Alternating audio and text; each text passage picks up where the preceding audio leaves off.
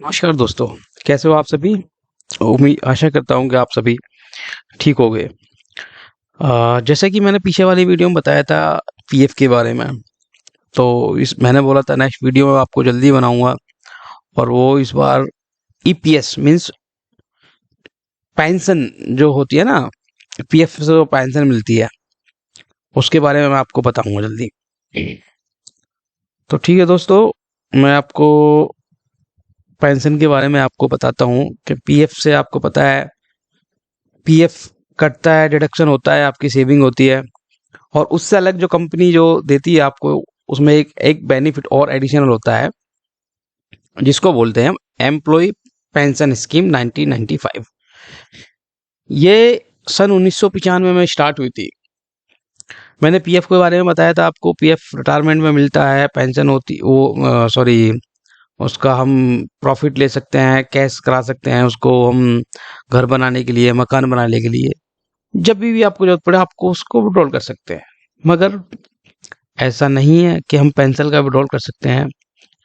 Pension का हम withdrawal नहीं कर सकते अगर हमारा जो पीएफ है वो डिडक्ट होते होते हम 10 साल कंप्लीट कर चुके हैं। दोस्तों एक चीज ध्यान रखना, हम पेंशन का पैसा सिर्फ दो ही कंडीशन में आप निकाल सकते हैं। या तो हमारी सर्विस 10 साल से कम हो, या फिर 58 साल के बाद हो, फिर उसको हमें बेनिफिट पेंशन के रूप में मिलना स्टार्ट हो जाता है।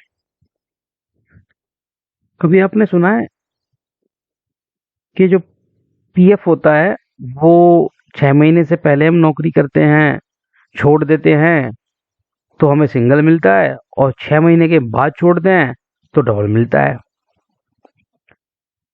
आशा करता हूँ ज्यादा नहीं कुछ कम ना सुना होगा ये, कि ऐसा होता है कि हम अगर 6 महीने से पहले नौकरी छोड़ेंगे तो हमको पीएफ का सिंगल मिलेगा। जी हाँ, आपने सही सुना है। पेंशन पीएफ का पैसा आपका, आप डे वन में कवर्ड हो जाते हो, मगर पेंशन के लिए आपको 6 महीने का आपका एलिजिबिलिटी, जो सर्विस ड्यूरेशन है वो 6 महीने बाद आपकी काउंट होती है। पैसा तो जमा होने लगता है आपका पेंशन अकाउंट नंबर 2 में, जो आपका पेंशन फंड है, बट आप एलिजिबल जो 6 महीने के बाद होते हो। अगर आप 6 महीने के बाद आप अपनी सर्विस से रिजाइन या टर्मिनेट या नौकरी से निकाल दिए जाते हो, तो आप 2 महीने बाद पेंशन प्लस पीएफ दोनों का विड्रॉल एक साथ कर सकते हो। अगर आपकी सर्विस 6 महीने से कम है तो वो आपको नहीं मिलेगी। ठीक है दोस्तों, आप किसी फैक्ट्री में काम करते हो, आपने वहां 3 महीने काम किया, उसके बाद छोड़ के किसी दूसरी फैक्ट्री में चले गए, तो वो आपने जिस कंपनी में पहले काम किया है आपके वो भी काउंट होंगे, और जहां कर रहे हो वो भी आपको काउंट होंगे। दोनों आपके जो टीनर हैं, सॉरी, जो दोनों आपके टीनर हैं, मतलब जो आपकी दोनों की सर्विस है वो काउंट होगी। ऐसा नहीं है कि आप किसी एक फैक्ट्री में ही 6 महीने काम करो, आपने कहीं 15 दिन किया है, कहीं 20 दिन किया है, बट आप पीएफ के एम्प्लॉय थे। ठीक है, तो आपको समझ आया पेंशन के बारे में। पेंशन 6 महीने से पहले सिंगल होता है, उसके बाद डबल मिलता है। 10 साल तक आप निकाल सकते हो, उससे पहले अगर आप छोड़ देते हो उसके बाद आप नहीं निकाल सकते, फिर आपको पेंशन मिलेगी। पेंशन का जो हमारा फंड होता है, जो 12% मैंने बताया था पीएफ में से 3.675 आपका पीएफ में जाता है, और 8.33 जो आपका पेंशन में जाता है। जो हमारी कंपनी हमें हमारे बिहाफ पे जो हमारा उसमें पैसा जमा करती है पीएफ में, उसमें से 8.33 हमारा पेंशन में जाता है। अगर आपकी सर्विस, ऐसा नहीं है कि आप किसी एक फैक्ट्री में काम कर रहे हो, आपने 6 महीने कहीं किया, 8 महीने कहीं किया, मगर आपकी सर्विस 9.5 साल, इट मीन 9.5 साल 9 महीने, सॉरी 9 साल 7 महीने की है, तो आप पेंशन के लिए एलिजिबल हो जाओगे। अब आप सोचोगे 10 साल बाद तो हम पेंशन के लिए एलिजिबल हो गए, और पेंशन हमारी 58 साल बाद मिलेगी, तो ये तो बड़ा लंबा इंतजार करना पड़ेगा। दोस्तों इंतजार तो बहुत लंबा करना पड़ता है, मगर जो इसके बेनिफिट है वो इतने हैं इतने बेनिफिट हैं कि मैं बता नहीं सकता आपको। पेंशन का पैसा हमारे तब काम आता है जब हमारे हाथ पैर काम करने बंद कर देते हैं।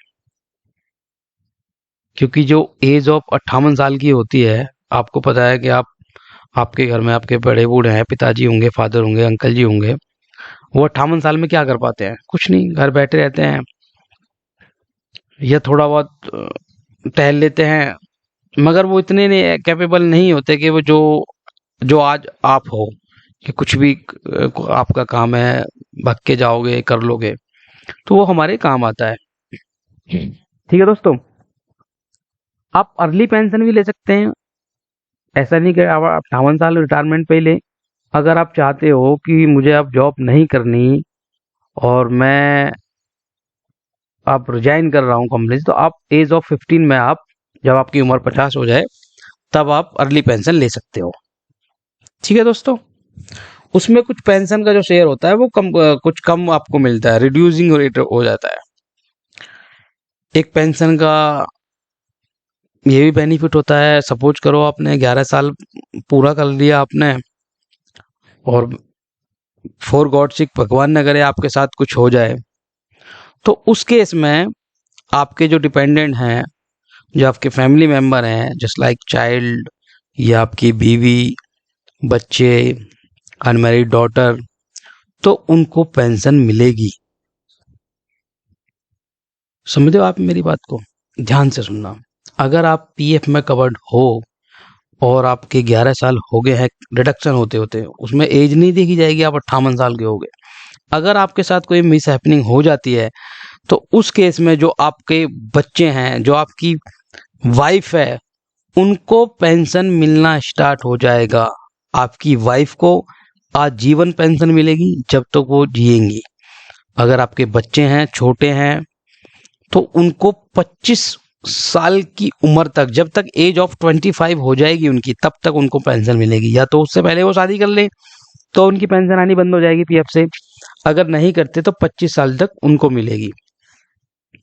तो ये एक पेंशन का बहुत ही अच्छा बेनिफिट है जो आपके डिपेंडेंट को मिलता है। ठीक है दोस्तों, अब हम बात कर लेते हैं पेंशन कैलकुलेशन की, कि हम कैसे कैलकुलेट करते हैं पेंशन। तो एक सिंपल सा फॉर्मूला है पेंशन कैलकुलेट करने का, आप कोई भी कर सकता है, जो भी आप कर रहे हो अभी कहीं पे भी। आपकी जो लास्ट वेजिस रहेगी, जिस पे आपका पीएफ कट रहा है जब आप रिटायर हो गए, आपकी जो लास्ट वेजिस रहेगी वो सैलरी, और कितने साल आपने काम किया है, अब कब से आप पीएफ में स्टार्ट हुए और कितने साल आपने काम किया है, नंबर ऑफ सर्विस, और इसको डिवाइड कर देना है 70 से। तो आपके जो पेंशन अमाउंट है वो निकल के आ जाएगी कि आपकी पेंशन कितने की बनेगी, कितने रुपए आपके महीने का मिलेगा। ठीक है दोस्तों, अब इसके कुछ बेनिफिट्स हैं, वो हम चलते हैं उन्हें भी देख लेते हैं एक बार। जैसे मैंने बताया था, types of pension under the pension scheme. Window pension, window pension means होता है कि आपकी जो वाइफ हैं उनको इसमें पेंशन मिलता है। मैंने बताया था, जैसे आप उनके साथ कुछ मिस हैपनिंग हो जाती है आपके साथ, तो आपकी जो वाइफ है उनको आजीवन तक पेंशन इससे मिलेगी। ठीक है, उसके बाद चाइल्ड पेंशन, जो आपके बच्चे हैं उनको पेंशन मिलेगी। मैंने बताया था 25 साल तक अमाउंट पेएबल, उसमें से रेशियो 25% आपकी वाइफ को जाएगा, 25-25 उनको बढ़ जाएगा, अगर दो हैं तो उस हिसाब से आपके बच्चों को मिलेगी। ऑर्फन पेंशन, ऑर्फन पेंशन भी इसमें मिलती है।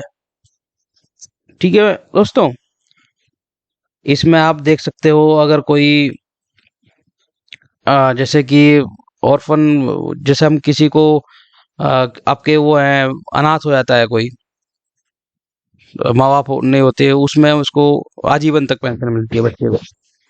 जैसे हम किसी को